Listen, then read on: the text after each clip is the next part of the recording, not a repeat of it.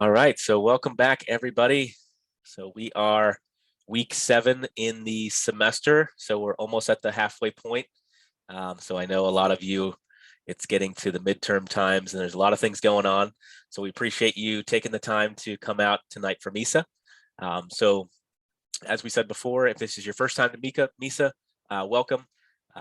So this is where we hang out every Thursday night. So usually on Thursdays, we have a mix between our general information sessions and our company information sessions. So tonight we actually have our company information session.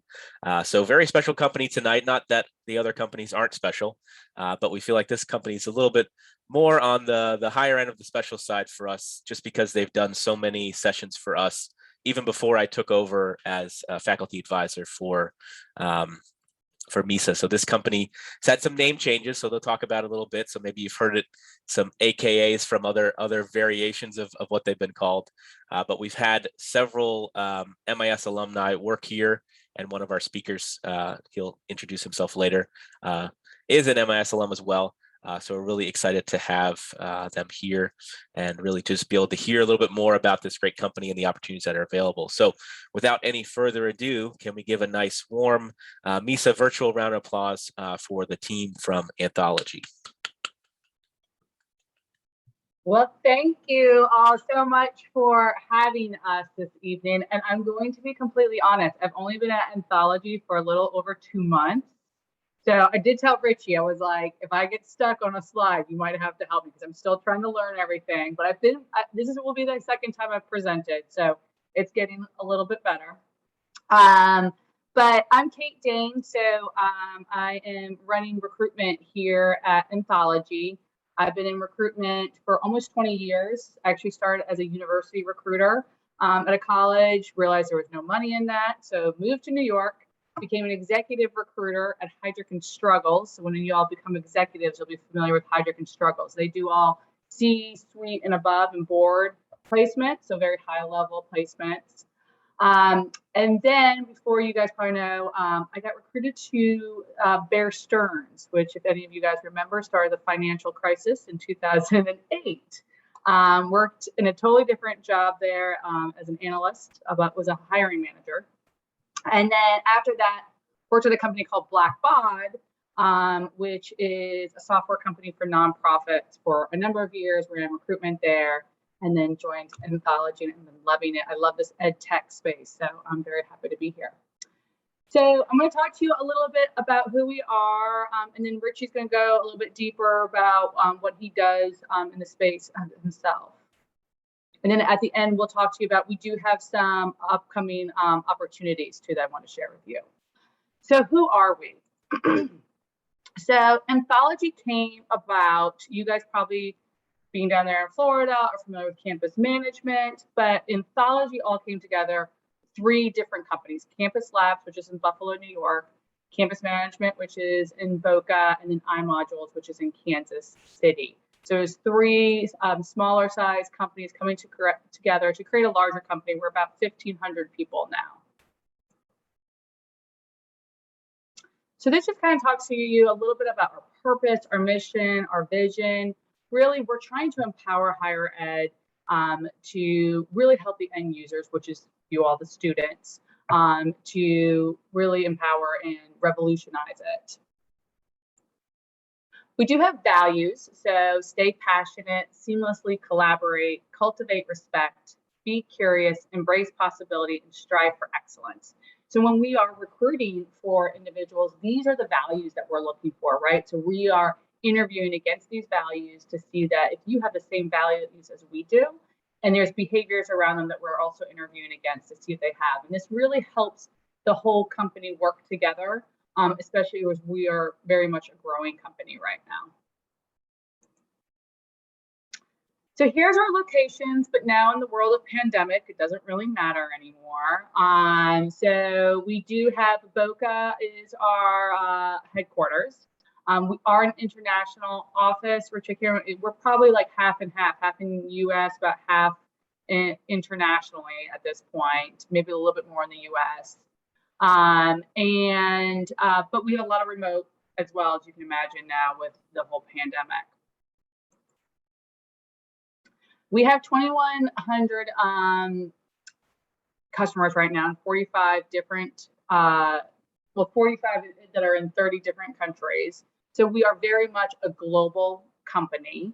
And we actually, I'm going to talk about in the next coming slides, we're about to merge with Blackboard, if you guys are all familiar with. And so that's going to increase, we're going to be really serving about 4,000 institutions very soon. So what do we do? All right, so Richie, I might need your help on a little bit of this. So these are our pillars, right? And we break it down in different kind of functions. So if you think about the enterprise applications, kind of the back end systems, your ERP, the really bulk of a university and how they run. So you're thinking how they're doing payroll, their finances, things of that sort, right? Then you have the admissions and enrollment management software that we have. So think about when you all applied to a school, what that felt like, that software that you used, and going through that process.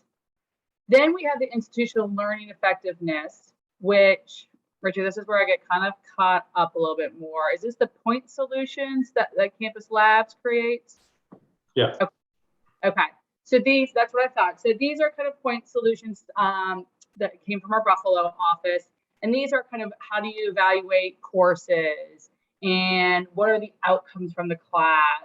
Kind of the more fun, I don't know if fun's the right word, but a little bit more interesting kind of software that we have. Not that ERPs aren't very super interesting, but more of the customer facing side, if you will. And then student success, engagement, retention. Again, Richie, is that Campus Labs as well as that point solution? These are a little bit of a mix. Yeah, so some legacy campus management, some around, looking at how efficiently is an institution placing its students into the program, into the fields that they're studying for. And looking at, the interesting one here is the digital assistant. So we've gotten into kind of the bot world, so the chat bots and, asking questions about courses, events, and having that kind of 24/7 information that the institution can populate to help students understand what's going on. Okay, thank you for that. Anything else I missed with the other pillars? No, just on the institutional effectiveness side, it's probably a little bit of a mix of things that the back office of the school use around their performance and getting feedback from students and faculty, as well as a couple of things that are interesting because the community that actually uses some of those solutions are actually student groups like MISA. So it's around events and announcements and membership and those types of things where there may be somebody like Dr. Sweet who's involved, but it's really kind of empowering the students to run events and be able to post things for other students. Perfect. Thank you for that. Well, I'm still learning. And then there's the other pillar, which is the alumni and advancement, trying to get the money from the alumni, which came from iModule's acquisition. So as I mentioned, we've got big news. So we are merging with Blackboard. And you'll see here how Anthology is really kind of that administration facing, your CRMs, your SIS, your ERP. We like acronyms, your HRIS. And then you've got on the other side, Blackboard is more the faculty student facing. So it's a really nice merger and really will complement and really help our clients to have more of a single point solution for them. And we're getting major news out there about the merger. So we're all very excited about it. And then what do we offer to you? So Richie, this is your point. Oh, you're still on mute. Thank you. I'm going to jump here on the same point. And yeah, just to introduce myself, can you guys still see the screen okay? Okay. Yep. So Richie Rodriguez, as Kate mentioned, Anthology came out of a merger of 3 companies. I was with campus management. I have worked there over actually a couple different stints, but I've been here since 2003. And combined, I've been with Anthology for 22 years. Right now, my role is Chief Information Security Officer. So I manage our enterprise security program, and we'll talk a little bit about what that kind of security program looks like at Anthology. And so basically my job is to make sure that we're supporting our global operations and making sure that there are good data protection strategies in place across all those information types that Kate was talking about. So many of you are taking a lot of the classes that I have up on the screen here, or either have taken them or will be taking them in the course of your journey through the MIS program. And so I just wanted to point some of these out because I came back as a non-traditional student, which kind of basically means I was older. I didn't come straight out of high school. I was actually working at campus management when I came back in 2014. Sorry, in 2010, actually. I graduated in 2014. And it was interesting because even though at that point I probably had 13 or so years of work experience, I still learned a lot in these classes. And it maps really well to what we do as a company because we deal a lot in data. And our solutions are the management information systems for our customers. And so things like the database management class helped me understand a little bit more about kind of how the back end of our solutions work. And really a lot of why I liked the MIS program was the rounding out on the kind of the business side. So I had more of a technology background. And so learning like operations management, supply chain, project management, business law, I actually loved that class. And I deal with it all the time now because in the security world, it turns out you deal a lot with contracts and negotiating with customers who are coming in as new users of our software and wanting to talk about things like security and making sure that we are committing to what our program can deliver to them. And then of course the management information assurance and computer forensics classes, we use that every day. And so I think there's a lot of really great correlation between what you guys are learning and what we're looking for at Anthology. So my journey prior to coming back to FAU, earlier in my career, I came into the company as a customer support analyst, helping our customers with some of their IT systems that were being used to run our software back when a lot of our software ran at the institutions. So today, like a lot of companies, we're web-based. We host all the backend for them and take that off their hands. But at the time, that's kind of how I got started. And then started working on the data side of things. So again, that kind of database backend, schools would come in with their old systems and their existing data, which was all important. They needed to bring it over. And so I got involved with understanding the back end of things. Then I got on the networking side of things, and that got me interested in like security and firewalls. And then got into the IT management side of things before we really started getting a lot of more focus around what we needed to do around security, and not just like internally, but being able to talk to customers about it. And that's kind of what drove me into the security role. So my really key advice for all of you guys in looking at this is, get in somewhere. You may not jump right into the job that you want to end up at, but the key is to get into a company that you can learn at and you can grow with. And if you're a hard worker and you're willing to take on more responsibility, trust me, people will be happy to give you all the work they have available to you. And you will learn a lot in doing that, and you'll just build up your skill set. So really kind of round out and learn a lot about the business, a lot of how the company works, and you'll do fine. So just show what you can do and get your foot in the door. Once you're in the door, I mean, when we look at new hires and developing people, it's obviously a mutual benefit, right? So being able to build somebody who knows the product, who knows the systems, knows the database side of things, knows the security side of things, over time, becomes a much more valuable employee to the company. So I'll talk a little bit about how you can also kind of get in on some of the networking side of things. The fact that you guys are in MISA is great. That's a great start. And so I think I said I would talk a little bit about what we do in our security program. So this is just a little bit about what we do out of our team. So we kind of think about it as a security and a compliance function. So we are helping our product teams with security architecture. So basically setting some like ground rules and some safeguards on like, all of our products should do, basic authentication controls and encryption controls and those types of things. So like helping them know what our customers expect and then building that into our products. And then we do a lot of audit work. So we're testing our systems, making sure that we don't have open vulnerabilities. If we do, we're tracking them. We're making sure we're solving them with the teams that are running the backend systems. We work on the audit side to make sure that we're constantly improving our processes and keeping up and staying ahead of attackers. And then, if we need it, we have a good plan around how we respond to incidents. So thankfully, we don't have to use it very often, but planning is really important. Documentation is really important. Having, phone numbers for all your external contacts, we make sure that the company's ready for that kind of thing.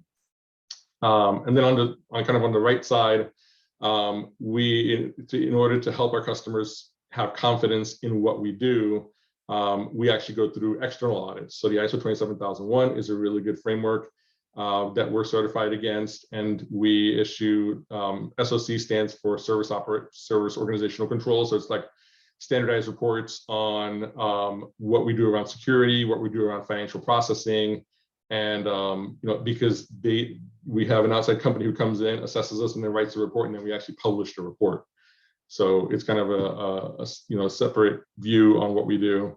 And then, like I said, we work with our legal team a lot on contracts, contract management, RFPs, which are requests for proposal, are basically when institutions are shopping for solutions in the spaces that we serve, helping the team that does the coordinated responses to those have all the answers that they need when security questions come up.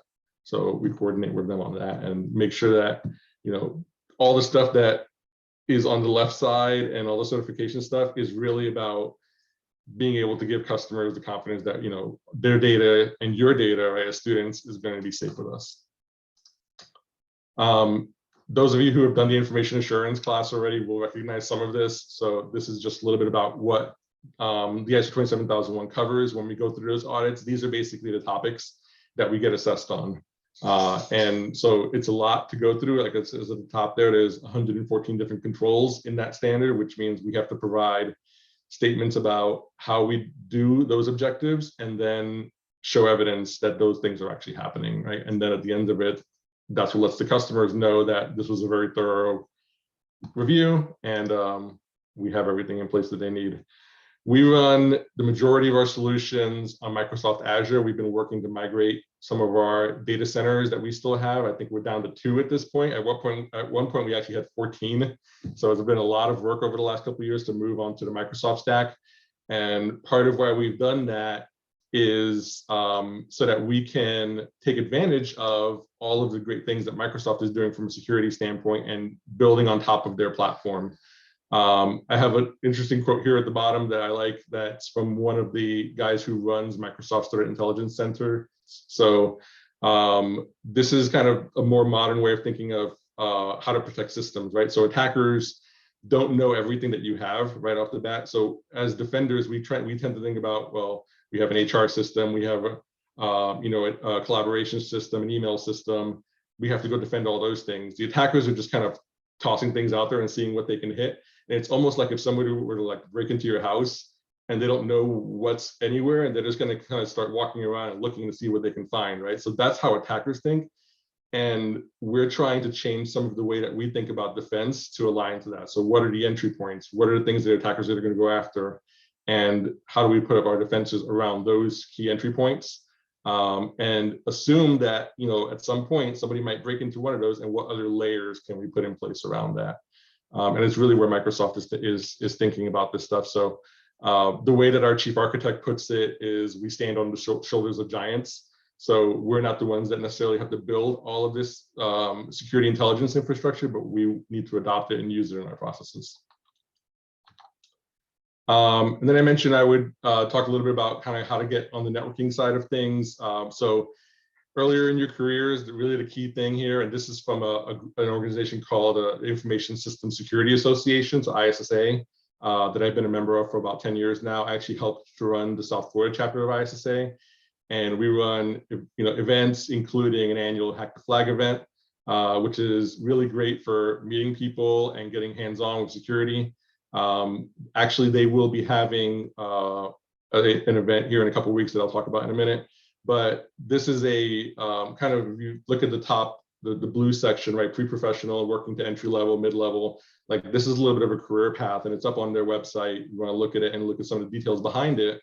But the idea here is that as you're just starting to get into the security industry, if you're interested in it, the main thing is getting involved with groups like MISA, like ISSA, starting to join, especially right now with everybody doing online sessions. There's a ton of things out there you can jump on to and learn about security and learn what other people are doing, meet people, and start learning, what they do and kind of in their day-to-day life in security. So ISSA is actually having its annual Hack the Flag event that's on Saturday, October 30th. It's an all-day event. So if you look on the sfissa.org site or on Meetup, they actually post all their events on Meetup. You'll find that. And the nice thing this year is they're doing what's called a CTF 101 course, or Capture the Flag 101, which is basically like a training course. If you've never done a Capture the Flag event from a security standpoint before, they're going to teach you how those things work, and you're going to work in a team.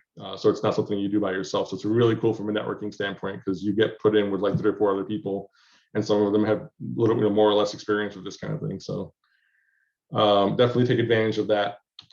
So with that, this is my contact information. If you have follow-up questions, and I will hand it back to Kate. All right, can you guys hear me? Am I unmuted? Okay. All right, let me just.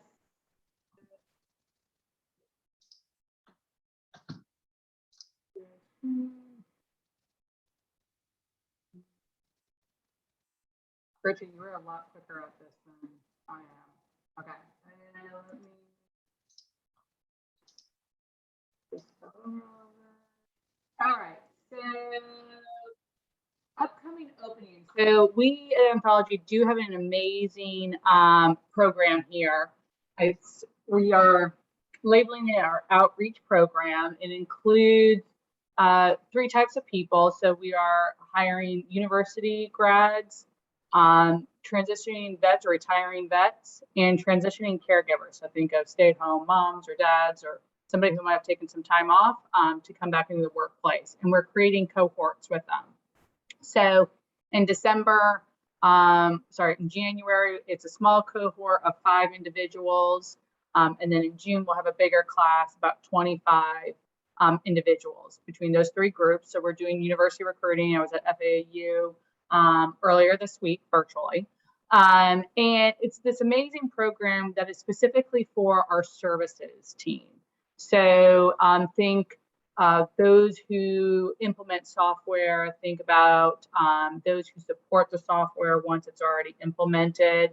And what the program is, we hire you, you're on board, you go through a training program for about 7 months, and you get Microsoft Dynamics 365 certified, which is an unbelievable great skill set to have. You become very valuable to us because a lot of our products are built off of it, but you also become very desirable for other companies as well. So because of that, we invest in this training for you, and then we do put you in a 4-year career progression. So we want to retain you and keep you once you go through this program and you get placed in a role.